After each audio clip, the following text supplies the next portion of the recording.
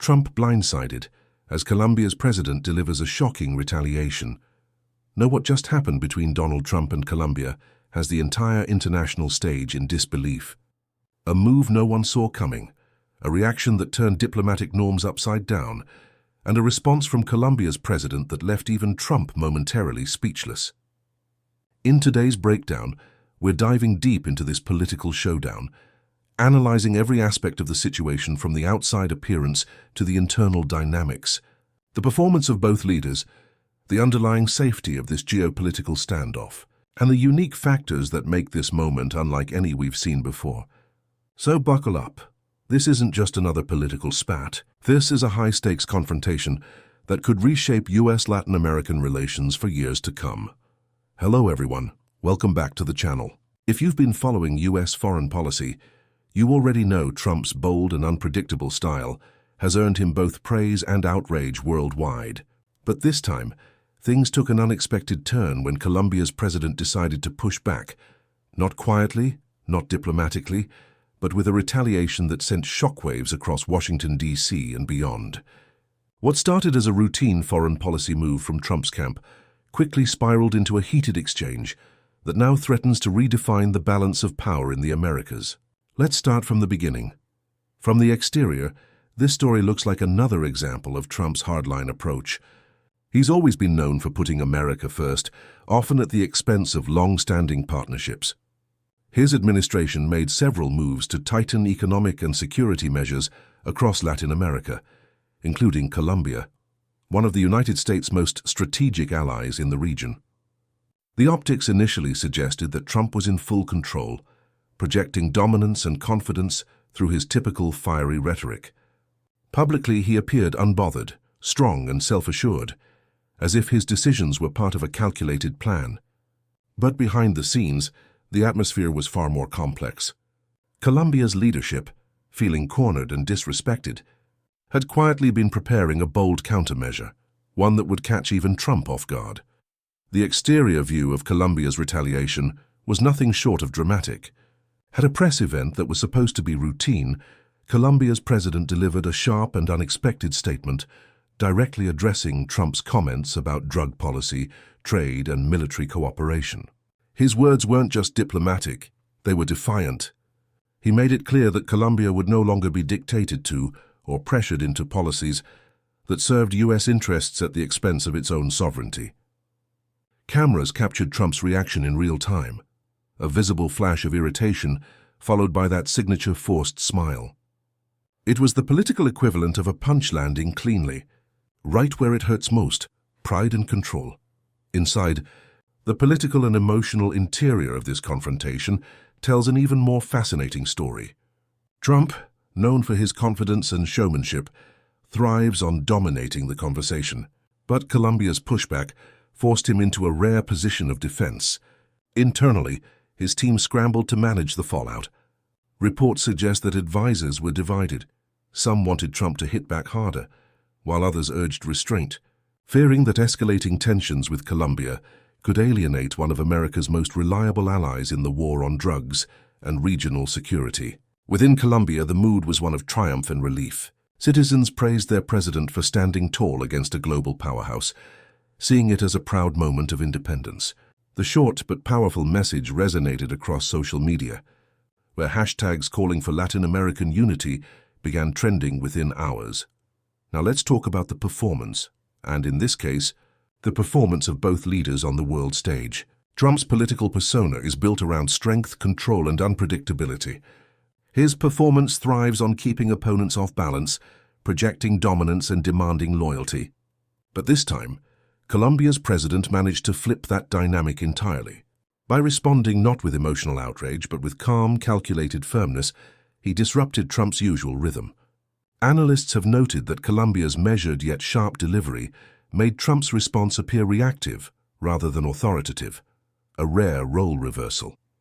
It was a masterclass in diplomatic performance, showing that sometimes quiet confidence can overpower loud aggression. Colombia's president demonstrated an impressive understanding of how global media operates. He chose his words with precision, making sure his message would be impossible to misinterpret. The press conference became an instant viral moment, replayed across countless platforms. His performance struck a balance between pride and pragmatism, standing firm without sounding hostile. For Trump, whose image relies heavily on being the dominant player in every exchange, this was a public relations challenge. His typical counterattack strategy didn't land as effectively this time, because the Colombian leader didn't play into the drama. The optics clearly favored Colombia, a smaller nation standing up to a global superpower with grace and confidence. Now, when it comes to safety features in this political vehicle, things get even more interesting. Normally, US-Colombia relations are stabilized by strong military cooperation, trade agreements, and shared interests in combating organized crime and drug trafficking. These have always acted as the safety belts of the relationship, ensuring that no matter the turbulence, neither side allows tensions to spiral into something damaging. But this latest confrontation tested those safety mechanisms. For the first time in years, Colombia publicly questioned whether the US alliance was truly mutually beneficial. The concern wasn't about physical safety, but about political and economic security. Would retaliation from Trump's side come in the form of trade restrictions? Would aid be cut off? These questions created uncertainty, and uncertainty is the one thing international diplomacy tries to avoid. Interestingly, despite the risk, Colombia's leadership calculated that standing firm was the safer long-term choice. The idea was simple: show strength now to prevent future exploitation later. This move reinforced domestic stability and international respect. By contrast, the US side faced the challenge of preserving credibility without overreacting. The White House issued statements downplaying the tension, emphasizing that relations remain strong, but insiders confirmed that frustration within Trump's circle was palpable. The safety mechanisms, dialogue, diplomacy, and shared interests, were put to the test but ultimately held. Both countries managed to avoid a full-blown fallout, though the trust that once defined the partnership may take time to rebuild. The unique selling point of this entire episode lies in its symbolism. This wasn't just a disagreement over trade or policy, it was a statement about power, respect, and sovereignty in a changing global order. For years, Latin American nations have been pushing back against what they perceive as US dominance. Colombia's move represents a tipping point, showing that even longtime allies are no longer afraid to assert independence. From a global perspective, this is what makes the moment stand out. It's rare to see a country with deep ties to Washington openly challenge an American president, and even rarer for that challenge to resonate so strongly across the world. The timing also plays a role. With global politics shifting, economies diversifying, and alliances evolving, Colombia's stand was more than a reaction. It was a declaration that Latin America is ready to play by its own rules. From a communication standpoint, Colombia's retaliation was brilliant. It delivered a message that was emotionally charged, yet diplomatically sound. It appealed not only to Colombians, but also to a broader audience across the global South. Nations that have often felt overshadowed by US influence. The statement effectively positioned Colombia as a voice of regional strength and self-respect. Meanwhile, Trump's usual America First bravado suddenly seemed less effective, as critics questioned whether such an approach might be pushing allies away instead of securing loyalty. The story quickly became less about one disagreement and more about what it symbolized: the shifting power dynamics of the 21st century. Now, let's talk about the price. Every political move comes with a cost, and in this case, both sides are paying something.